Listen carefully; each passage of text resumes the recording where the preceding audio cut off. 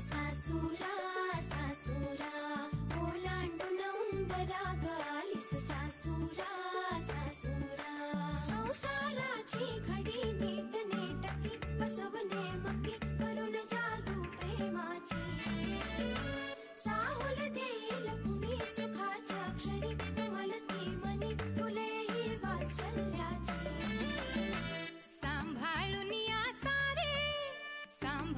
या सारे बंधना त्यांचे थोडी थोडी कसरत तारेवरची लाडकी सून मी ह्या घरची थोडी थोडी कसरत तारेवरची लाडकी सून मी ह्या घरची राणी मी राजाची चाहुल इवल्या स्वप्नांची जणू लेक मी लाडाची जणू लेक लाडाची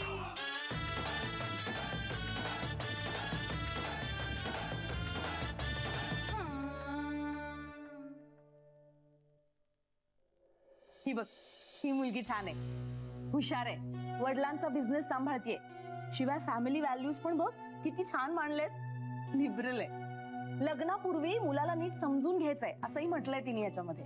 घर खूप छान आहे ग, आई डॉक्टर आहे, भाऊ अमेरिकेत सेटल झालेला आहे, सगळं छान जुळतंय नाही. पण श्रीला आवडायला हवी ना मुलगी.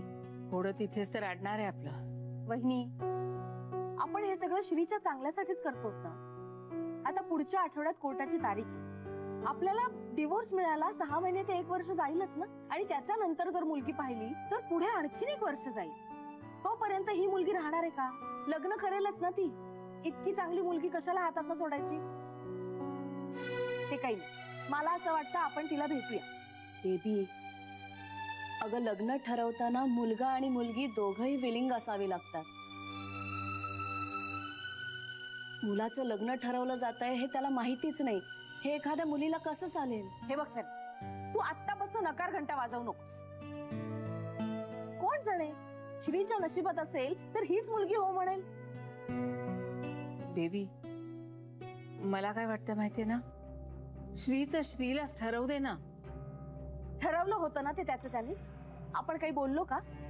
आपल्याला पसंत नव्हतीच मुलगी, तरीही आपण गप्पच बसलो. मला तर असं वाटायला लागलंय अरेंज मॅरेजच परवडली, लव्ह मॅरेज टिकतच नाही. अगं असं काही नसतं वहिनी. आता तुझंच बघ ना, तुझं अरेंज मॅरेज होतं, दादा इतकी वर्ष दूर राहिला पण आला ना परत, टिकलं ना तुझं लग्न. देव मुंबईत असून एकदाही त्यानं मला भेटण्याचा प्रयत्न केला नाही. अगं पण तू तरी केलास का प्रयत्न बेबी? पण चूक त्याचीच होती ना वहिनी. पण तू माफ करायचंस की त्यांना. त्यांनी माझ्या मातृत्वाचा बळी घेतलाय सरे, माझ्या आई होण्याचा मार्ग बंद केलाय त्यांनी. त्या माणसाला मी माफ करू? आई होण्यासाठी मी जेव्हा ट्रीटमेंट घेत होते तेव्हा हा माणूस मूल न होण्यासाठी ऑपरेशन करून आला आणि वर तोंड करून मला सांगतो काय की मला मूलच नकोय. आणि तू मला अक्कल शिकवतेस की अशा माणसाला मी माफ करू? माझं आयुष्य नरक केलंय त्यांनी. या जन्मात काय, पुढच्या अनेक जन्मात माफ नाही करणार मी त्याला. Sorry baby. आता सॉरी म्हणून काय उपयोग? ते बोलायचं होतं ते बोललेसच ना. बेबी अगं शांत हो ना जरा. मी शांतच आहे वहिनी, पण तुम्हाला फक्त त्या देवचा पुळका येणार असेल ना तर बोलूच नका माझ्याशी. मी काय सोचलं नाही तर फक्त मला माहितीये वहिनी. यापूर्वी मी आईलाही समजावत होते, आता तुम्हालाही तेच सांग. बेबी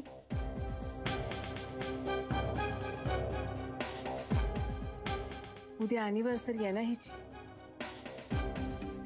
हेच व्हायचं होतं. नेहमीच आहे.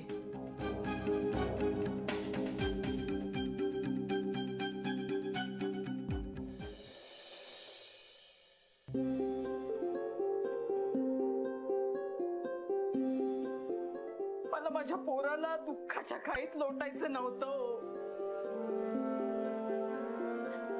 मला माझ्या पिंट्याला वाचवायचं होतं. मला जानूचा संसारही मोडायचा नव्हता. मी आता काय करू? मी पिंट्यानं नाही नाही ते बोलला, म्हणाला की मला जीव द्यावासा वाटतोय म्हणून. माझ्या पोराने शिवाचं काही बरं वाईट करून घेतलं तर मग कोणाच्या तोंडाकडे बघून जगायचं आपण? अहो सांगा ना तुम्ही बोला ना. पोराचं बोलणं माझ्या काळजात घर करून बसलंय. माझा पोरगा एवढा विचार करत असेल असं त्याची मला कल्पना नव्हती. तुम्ही बोला ना त्याच्याशी. कैकेयीला वाटलं की रामाला वनवासात पाठवला की आपला मुलगा सुखाने राज्य करेल, पण तसं झालं नाही, तसं होत नाही. सावत्र असली तरी सख्या भावंडापेक्षा जास्त प्रेम आहे यांच्यात. कला, तुझी पिंट्याच्या सुखाची कल्पना आणि पिंट्याची स्वतःच्या सुखाबद्दलची कल्पना फार अंतर आहे. म्हणून आपण मुलांचं सुख ठरवायला जायचं नसतं, ते त्यांचं त्यांना ठरवू द्यायचं असतं. तुम्ही बोला ना त्याच्याशी. हा काही बरं वाईट करून नाही ना घेणार स्वतःच. बोला ना तुम्ही गप्प का? मला म्हणत होता की माझं डोकं जड झाल्यासारखं वाटतंय. आपण त्याला डॉक्टरांकडे घेऊन जाऊया का? माझ्या पिंट्याला काही झालं ना तर मी जगू नाही शकणार. पोटचा पोर आहे तो माझ्या. मी जावई बापूंना भेटून सगळं सांगते की हे सगळं माझं चुकलेलं आहे, माझ्यामुळे झालंय म्हणून. मी तुझ्या पुढे हात जोडतो कला, तू या फंदात पडू नकोस. झाली तेवढी हानी खूप झाली, आता नको. पण मी फक्त जाऊन त्यांना एवढंच सांगणार आहे की हे सगळं माझ्यामुळे घडलं म्हणून. नको मेहरबानी कर माझ्यावर. जानूचं आणि आई आजींचं आता ठरलेलं आहे की जान्हवीच्या प्रेग्नन्सी बद्दल आत्ताच जावई बापूंना काही सांगायचं नाही, तेव्हा आता नको. खरंच सांगते, ते नाही सांगणार मी. खरंच नाही ते सांगणार. माझ्या पिंट्याची शपथ. त्यांना फक्त एवढंच सांगेन की हे सगळं जे काही घडलं ना ते माझ्यामुळे घडलं, माझ्या जानूमुळे नाही. नको जोडणं हा तुझा स्वभाव नाहीये कला. जोडायला म्हणून गेलीस ना तरी तोडूनच परत येशील. माझा विश्वास उरलेला नाहीये तुझ्यावर, पिंट्यावर नाहीतर किमान माझ्यावर तरी मेहरबानी कर आणि आता यात तू पडू नकोस.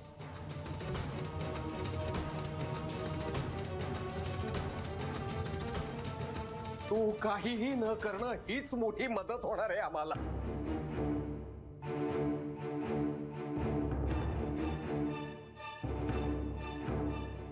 पण माझ्या मुलाच्या मनावरचं ओझं त्याचा जीव घेईल त्याचं काय?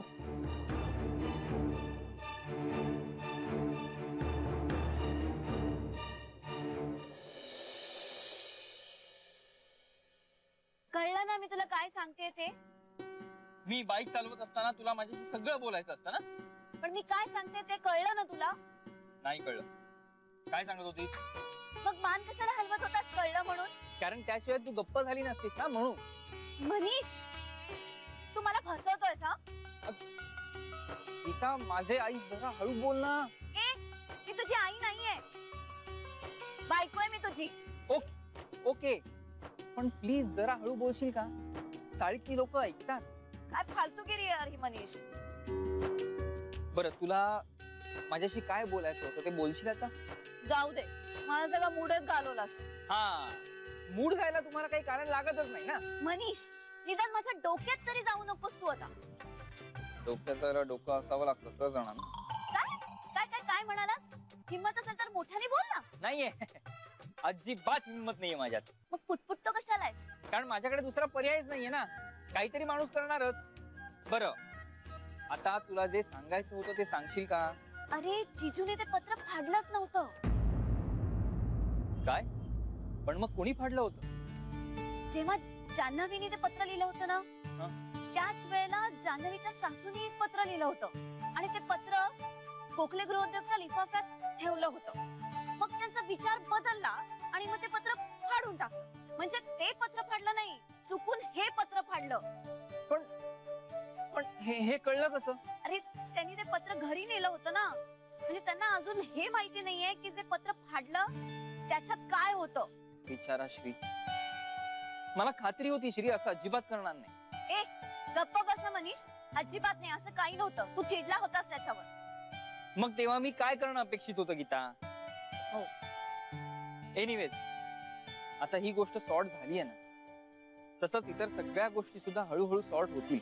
आणि तू जिजू समोर इतक्यात काही पचकू नकोस. गीता तेवढी अक्कल आहे मला. हा, नाहीतर मग पुळका यायचा आणि बोलून टाकायचं सगळं. जान्हवी आणि आई अजींचं काहीतरी ठरलेलं आहे, त्यांचं ठरल्याप्रमाणे व्यवस्थित होऊ दे, सगळं नीट होईल. गीता, जर जान्हवीचं सगळं नीट होणार असेल ना, तर ही गोष्ट मी श्री पासून कितीही काळ लपवू शकतो.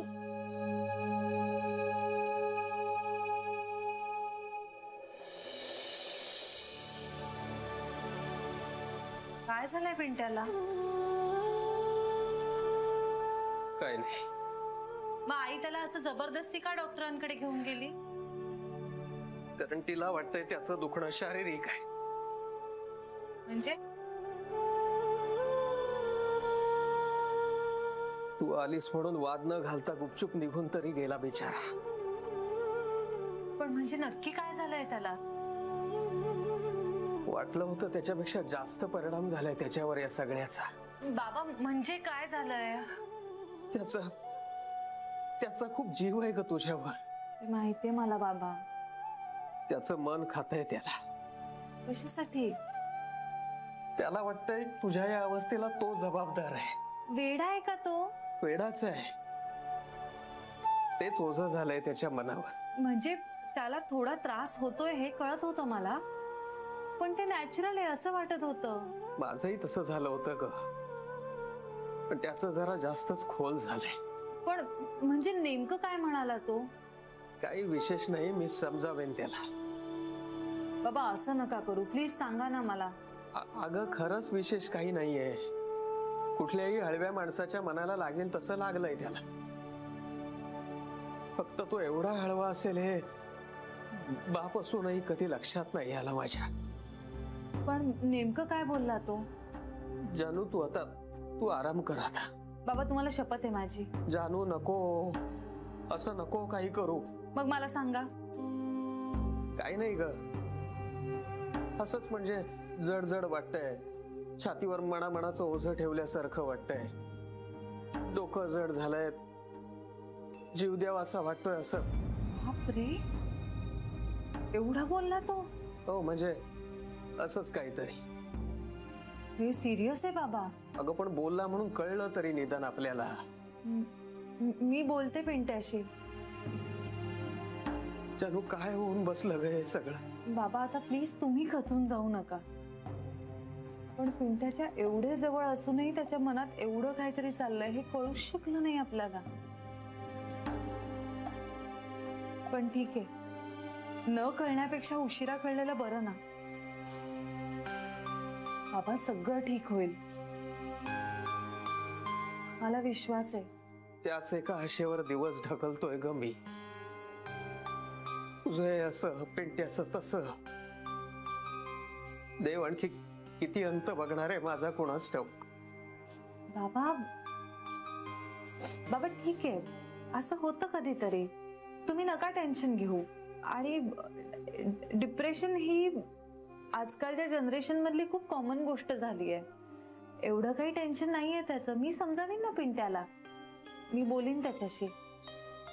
हा म्हणजे आता लगेच नाही बोलणार, नाहीतर त्याला संशय येईल ना. पण हळूहळू समजावीन मी त्याला. आणि बाबा आता आई आजी पण आपल्या बरोबर आहेत की नाही? त्या परत आल्या ना की बघा सगळं छान होईल. बाबा माझं मन मला सांगतंय की माझ्या बाळाचा जन्म गोखलेंच्या घरातच होणार आहे. आणि आई आजींनी सांगितलंय मला आत्तापासून नावांचा विचार करून ठेव. तेव्हा आता हे असे भलते सलते विचार करण्यापेक्षा मला छानपैकी नावं सुचवा बघू. जानू तू ना माझी मुलगी असून सुद्धा कधी कधी आई होतेस माझी. म्हणून मला वाटतं तुझ्या पोटी तुझ्यासारखी छान गोड मुलगी यावी. मला चालणारच आहे. तसही तुमच्या जावयाला आणि तुमच्या मुलाला मुलगीच हवी आहे. मग जर मामाला आणि बाबांना दोघांनाही मुलगीच हवी असेल तर मला चालेल मुलगी.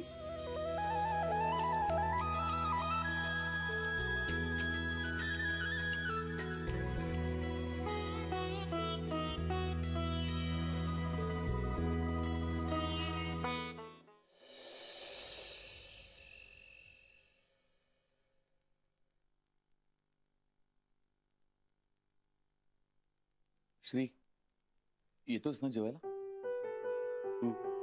नाही तर आई मला विचारेल. काय? हेच, तू जेवला की नाहीस? तिने मला मागे ठेवलाय तुझा केअरटेकर म्हणून. काका काही अरे खरंच खरंच ती मला विचारेल फोन करून, तू जेवलास की नाही. तुमची जेवण झाली? तुझ्याशिवाय होतील असं वाटतं तुला? मला हे आजवर कधी कळलेलं नाहीये. आत्ता कळणार नाही तुला, बाप होशील तेव्हा कळेल. चल.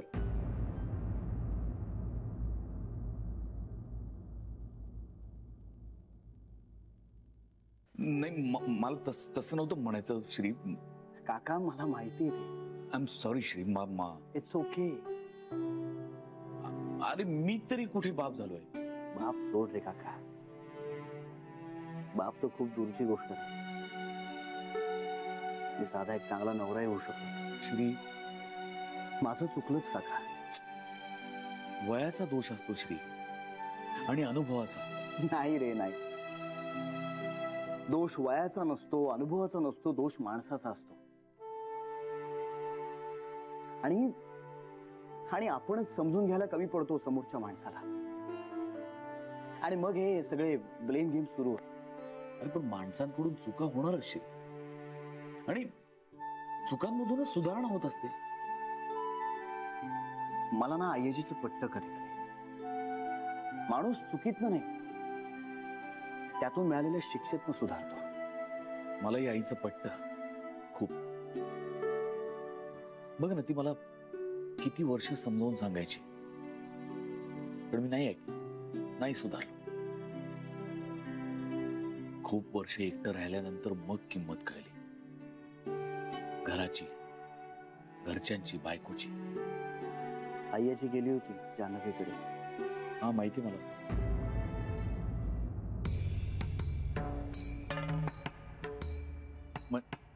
म्हणजे तिने मला असं सांगितलं ओझरत. मग ती मला का नाही बोलली काही? मग तुला कसं कळलं? मला जान्हवीच्या आईकडून कळलं. काय? हेच की आईची जान्हवीच्या घरी गेली होती. आणि काय म्हणाल्या त्या? आणि त्यांच्या म्हणण्यानुसार आईची त्यांना खूप बोलली म्हणून. पण काय ते सांगितलं का आईने? त्यांचा सूर तरी असाच होता की जान्हवी आणि माझ्या डिवोर्सच्या प्रकरणाला जान्हवीची आई जबाबदार आहे असं आईजींचं म्हणणं आहे, असं त्यांचं म्हणणं होतं. असा सूर मला वाटला. अजून काय बोलल्या? नाही, अजून काही नाही झालं बोलणं. मग तू विचारलं नाहीस आईला? विचारणार होतो खरं तर, पण त्यांची तब्येत जरा मला डाऊन वाटली, मग मीच फार खोलात नाही शिरलो. जुजबी विचारलं आणि सोडून दिला. म्हटलं आता ती परत आल्यानंतर तिलाच सविस्तर विचारेल. हे बरं केलंस तू श्री. I miss Janhvi.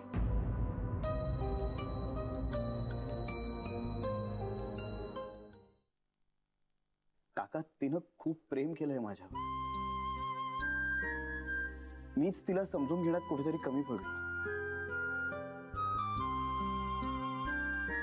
स्वतःच्या बायकोला समजून घेण्यात, तिच्यावर पूर्ण विश्वास ठेवण्यात कमी पडला तो.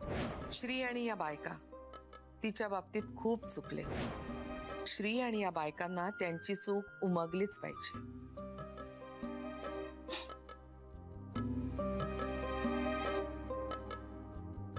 माझं ना ठरलंय काका.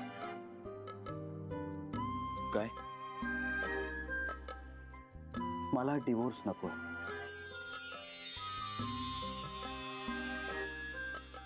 मी नाही राहू शकणार तिच्याशिवाय.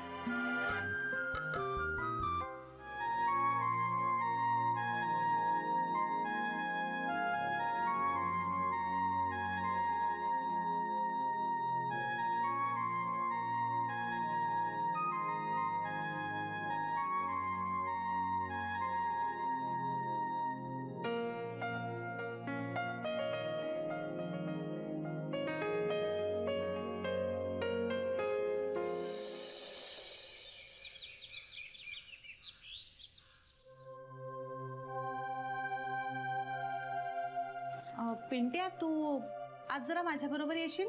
कुठे? मला जरा काम आहे. कुठे? ते मी तुला सांगते ना, तू आधी येशील का ते सांग. हो येईन. तुझ्या बरोबर तर तो नरकात पण येईल. तिच्या बरोबर नरकातच आहे मी आता. पाहिलंस कसा बोलतो हा. कालच याला डॉक्टरकडे घेऊन गेलो ना. आई, डॉक्टरांनी सांगितलंय ना काहीही झालेलं नाहीये त्याला. पण काळजी वाटते ग. कशाला काळजी करायची? तो माझा भाऊ आहे, माझ्यासारखाच स्ट्रॉंग येतो. नाहीये मी स्ट्रॉंग. पाहिलंस हा असा काहीतरी वेड्यासारखा बोलतो. आई, तू जरा शांत राहशील? मी बोलतेय ना त्याच्याशी. काय झालं याला कळत नाही ग. कुठली भूतबाधा झाली कुणाच ठाऊ. जरा गप्प राहशील का प्लीज? बोलू दे तिला. शिवाय उद्ध्वस्त कसं होणार सगळं. बाबा, नाही मी येऊ. कधी जायचं आपल्याला? मी तुला फोन करून कळवते. तू बरं मला सांग, तू कधी मोकळा होशील? कधीच मोका नाही होणार. तू सांग, मी येतो. जाऊ आपण. निघतो मी.